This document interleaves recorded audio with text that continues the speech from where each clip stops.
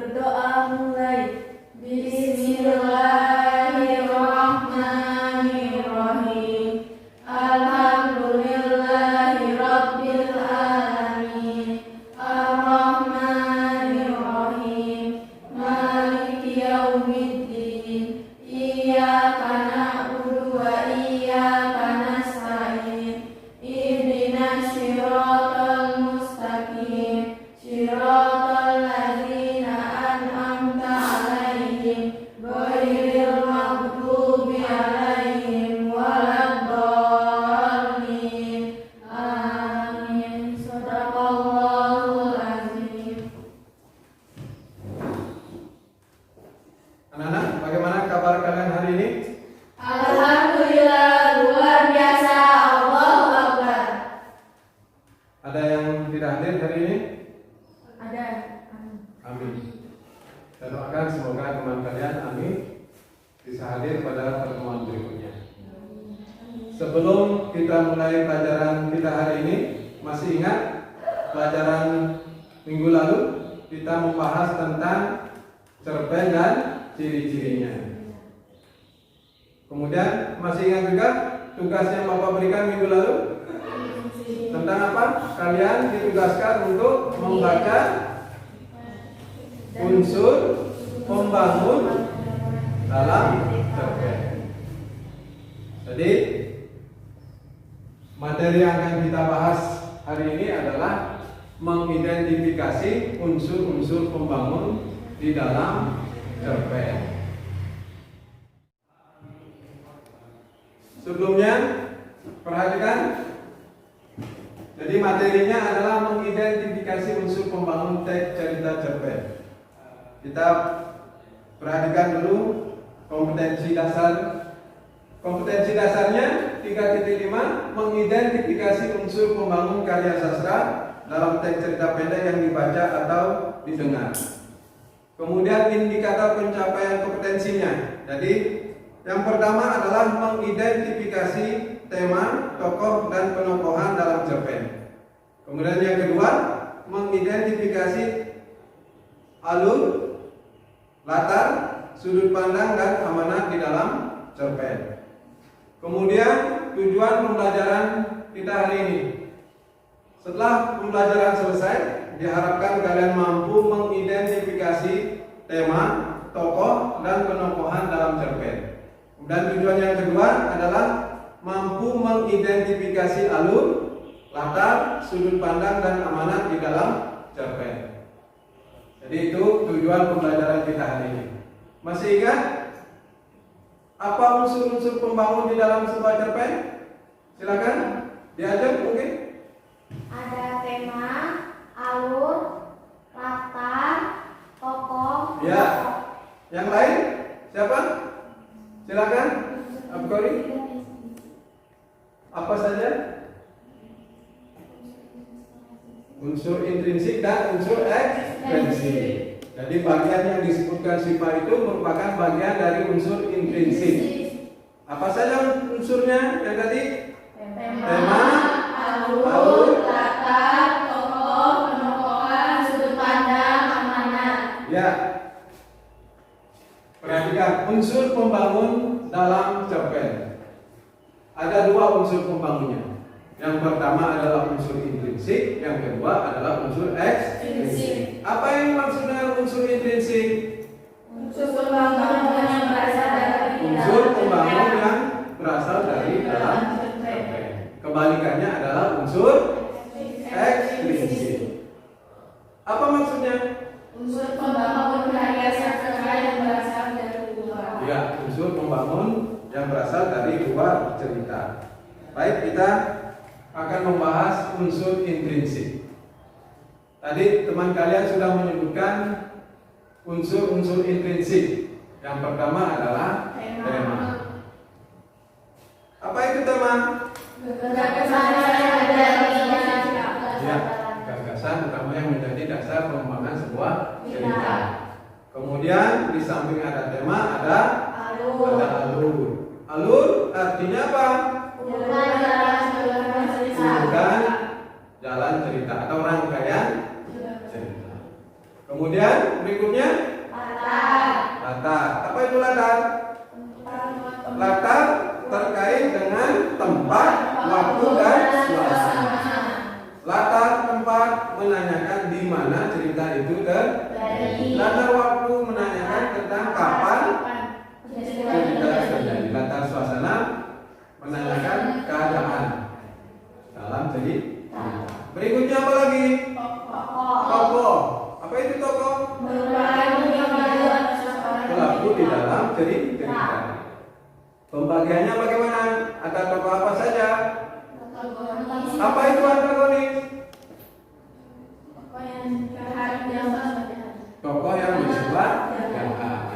Kebalikannya adalah protagonis. Tokoh yang baik. Kemudian yang ketiga apa? Tokoh tritagonis. Ya. Di samping tema alur, kemudian tokoh, unsur intrinsik berikutnya apa lagi? Penokohan. Artinya apa? Watak. Meta. Selain watak apa? Sifat. Jadi pada dasarnya watak, karakter, sifat tokoh bisa kita analisis dengan dua cara. Ada yang tahu? Cara apa saja? Secara apa saja? Yang pertama secara analitik. Apa maksudnya? Apa artinya? Secara analitik artinya pengarang sendiri yang menceritakan karakter tokoh secara langsung. Kebalikannya apa? Secara dramatik. Artinya pengarang tidak secara langsung menceritakan karakter tokoh. Bisa diketahui dengan apa? Bisa diketahui dengan gambaran fisik tokoh. Bisa melalui dialog tokoh itu, atau bisa juga melalui dialog tokoh yang lain. Berikutnya unsur intrinsik yang berikutnya sudut pandang atau dikenal dengan istilah point of view. Artinya apa sudut pandang, Nabila? Sudut pandang merupakan cara pengarang mengisahkan cerpen tersebut. Cara pengarang mengisahkan cerpennya. Ada berapa macam dalam sudut pandang? Pembagian dalam sudut pandang ada dua. Sudut pandang orang pertama, sudut pandang orang ketiga. Sudut pandang orang pertama biasanya pengarang menggunakan kata aku untuk penyebutan tokohnya. Sedangkan sudut pandang orang ketiga biasanya pengarang menggunakan kata ganti orang ketiga, misalnya dia, atau dengan pemberian nama. Berikutnya amanat. Abkori, apa itu amanat? Nilai-nilai yang bisa dipetik dalam kisah yang dibaca. Merupakan nilai-nilai yang bisa kita ambil dari cerpen yang kita baca, atau nilai moral, nilai susila, nilai agama bisa kita. Kemudian apa lagi? Alur sudah? Sudah. Ya. Ada berapa jenis alur? Tiga. Alur maju, Mundur. Ya, itulah unsur-unsur pembangun di dalam sebuah karya sastra, terutama cerpen, unsur-unsur intrinsiknya. Baik, perhatikan sekarang contoh. Kalian perhatikan contoh cerpennya.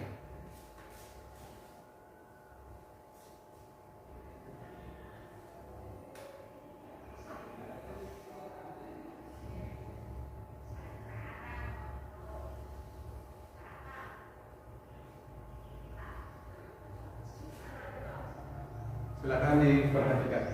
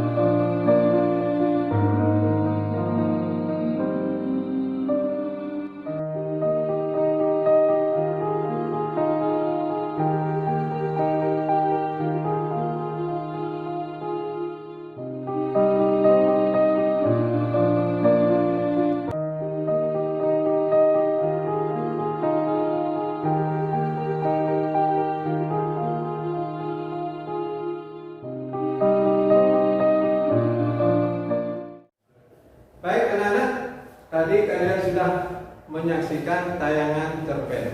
Kita sekarang mencoba mengidentifikasi unsur-unsur intrinsik yang ada di dalam tayangan cerpen tadi.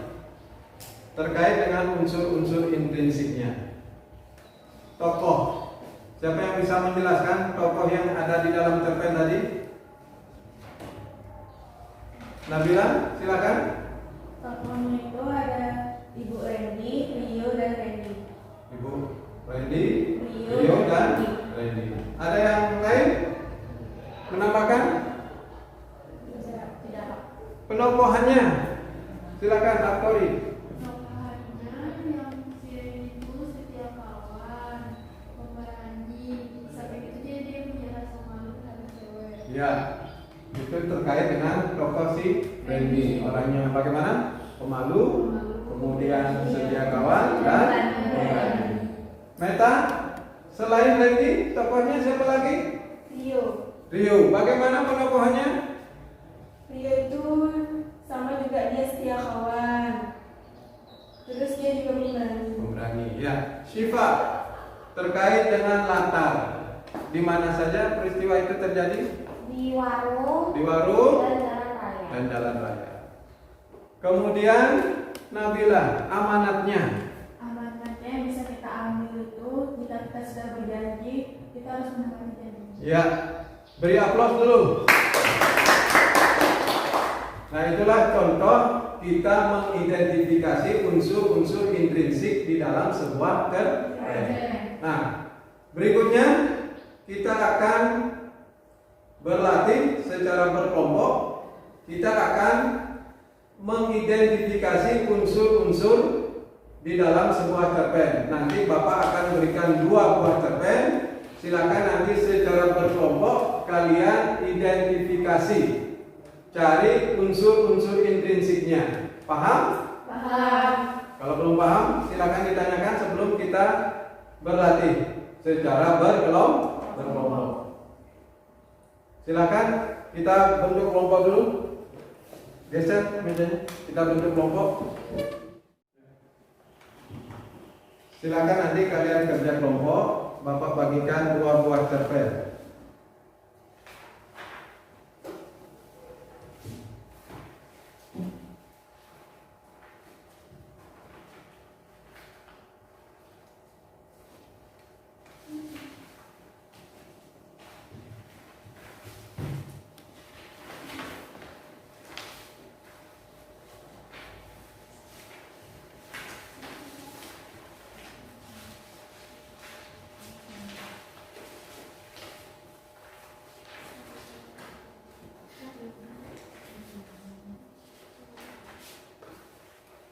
Silakan kalian baca 2 buah cerpen itu, kemudian kalian identifikasi, cari unsur-unsur intrinsiknya.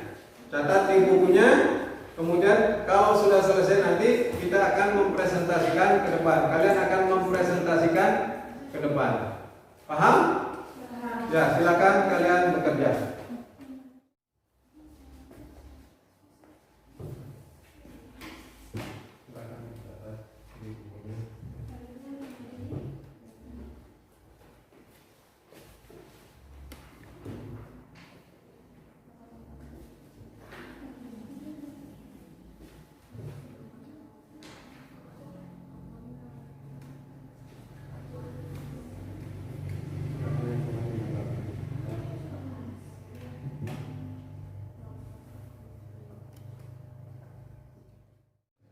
Baik anak-anak, kalian sudah selesai mengerjakan tugasnya.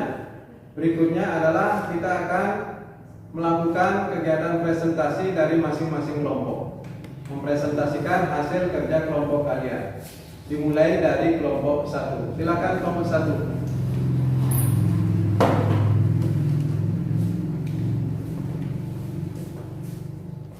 Assalamualaikum warahmatullahi wabarakatuh. Waalaikumsalam warahmatullahi wabarakatuh. Saya Meta Susanti dari perwakilan dari kelompok 1. Saya akan menjelaskan tentang unsur intrinsik dalam cerita yang berjudul Pohon Mangga Pak Parjo. Tema dari judul cerpen tersebut adalah kegigihan Pak Parjo dalam bertani. Alurnya alur maju, tokoh Pak Brutu, Pak Karjo, dan keluarga Pak Karjo. Sudut pandangnya adalah sudut pandang orang ketiga, karena dia menggunakan kata kamu dan dengan kata ganti nama. Latar tempat di Desa Bekasi, kebun Pak Karjo, di bawah pohon mangga Pak Karjo, dan di rumah Pak Brutu. Kutipan cerpen Pak Karjo namanya. Pak Karjo seorang petani yang tekun bekerja. Ia memiliki sebidang pekarangan luas yang digarapnya dengan kerja keras. Karakter tokoh Pak Karjo baik hati, bijaksana, penyayang, dan pekerja keras. Pak Brutu iri, sombong, dan keluarga Pak Brutu baik hati. Sekian dari kelompok saya. Terima kasih. Ya, beri aplaus untuk kelompok satu. Dari presentasi kelompok satu mungkin ada yang bisa ditanggapi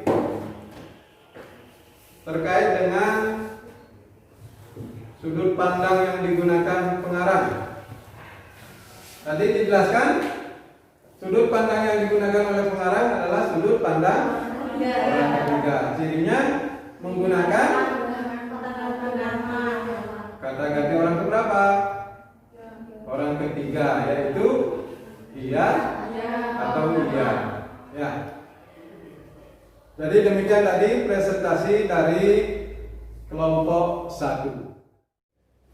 Baik anak-anak, tadi kita sudah membahas tentang unsur-unsur pembangun di dalam cerpen. Bagaimana perasaan kalian setelah mempelajari materi hari ini?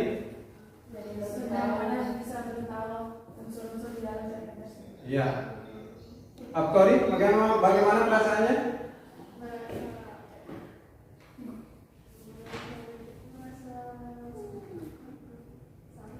Iya.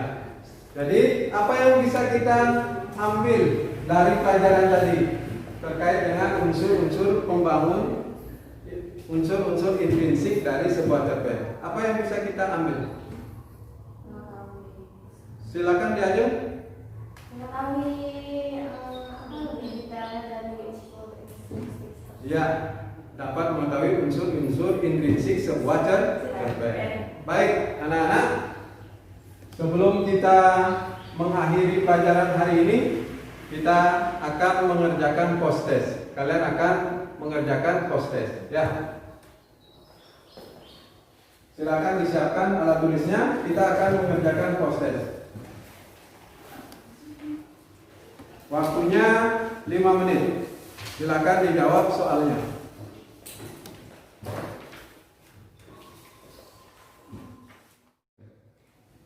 Baik anak-anak, kalau sudah selesai mengerjakan post testnya, silakan dikumpulkan di depan. Silakan.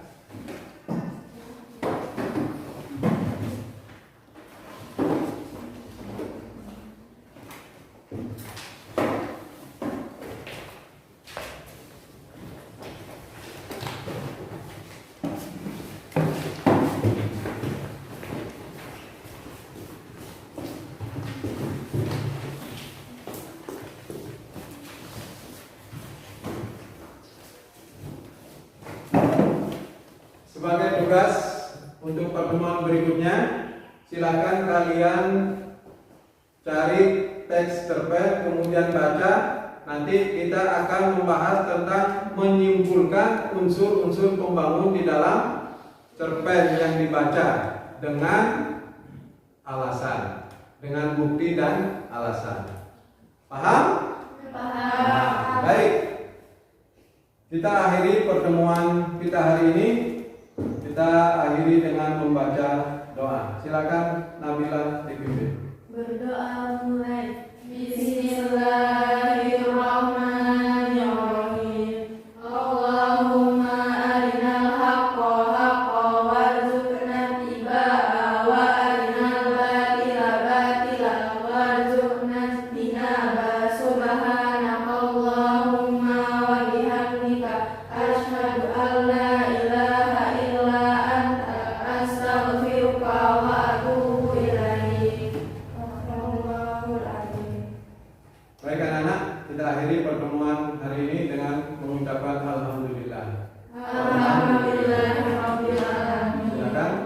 kalian bisa meninggalkan ruangan kelas.